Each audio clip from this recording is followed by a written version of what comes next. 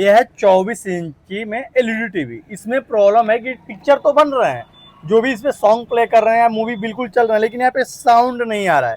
और कस्टमर ने क्या कर रखा था, यहाँ पे बाहर वायर निकाल के, पास से दिखाइए, बाहर वायर निकाल के और इसमें स्पीकर लगा के चला रहा था, जिसके वजह से ये स्पीकर बजना बंद हो गया था। तो फिर इन्होंने मेरे पास लाया, तो मैंने इसको चेक किया।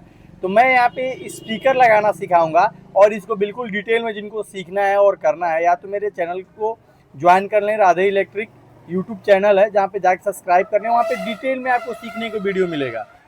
और अगर कोर्स मेरा ज्वाइन करते हैं तो नंबर पे दिए गए कॉल करें, और आके सीखना चाहते हैं तो आएँ, बिल्कुल मास्टर बन के जाएंगे। तो ठीक है, फॉलो कर लें मेरे भाई, और दबा के शेयर भी कर देंगे साथ ही साथ।